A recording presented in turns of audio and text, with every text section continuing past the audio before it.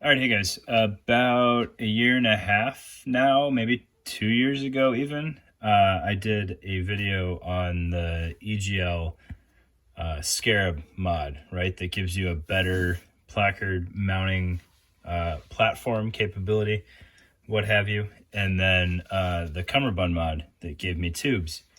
And if you remember from the time, this had a slight handicap that it added to the vest, and that was it made it so the cummerbund was essentially longer, and because I was right on the cusp of two sizes, my cummerbund no longer fits. So if you haven't seen the video, you don't necessarily need to go back, but I basically had to do this to eat up 2 columns of moly so that I could get the cummerbund tight enough in the back. And it really highlighted to me how much I hate the stock Scarab cummerbund. All right, this is how it attaches in the back.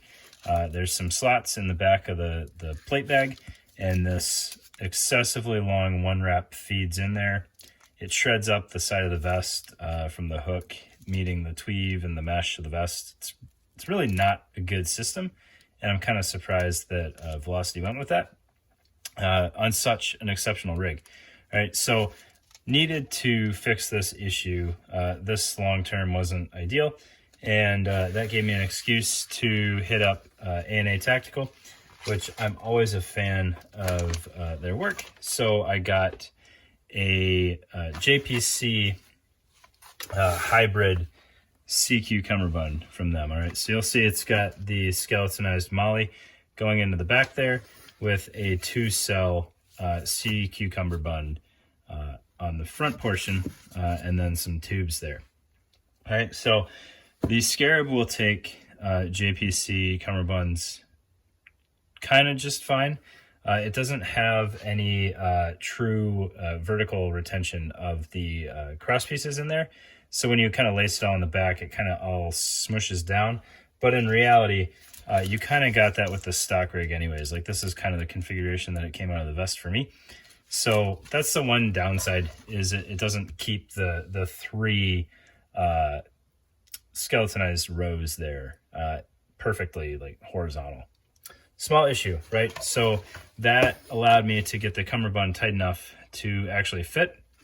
But at the same time, I picked up a placard from A&A Tactical. Now, I don't know if this exact configuration is going to be offered. I can't remember. I probably should have asked him, but you guys know I don't really plan this stuff ahead of time. However, they have a collaboration with Shaw where they basically have a Shaw-designed placard in a SEACU cummerbund type setup with the rifle and pistol cells on it. And this is very, very similar to that. The only thing it's missing is the Sharpie Chemlite slots on the sides, and then the tourniquet hanger on the bottom. Other than that, this configuration is very similar. I think the stock one also has tabs so that you can put bungee retention on here. And that's basically it. What's really cool about this cummerbund, aside from bringing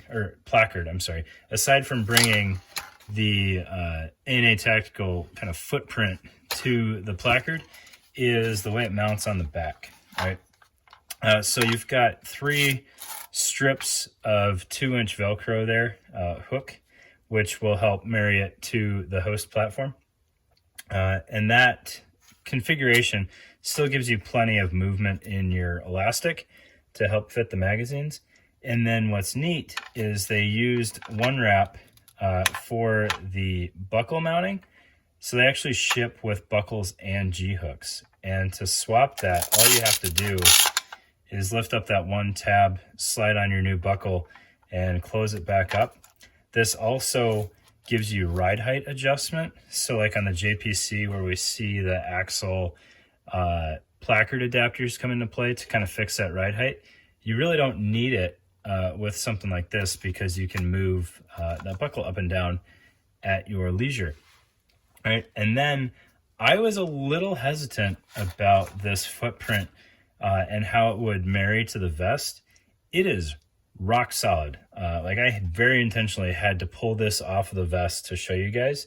And then when you factor in the tubes, it is just ludicrous strength holding that placard onto the vest. You could very, very securely run this without the tubes on there if you had something like this EGL setup.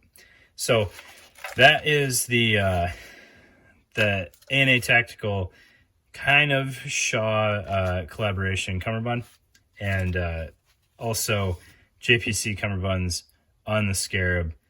Highly recommend it.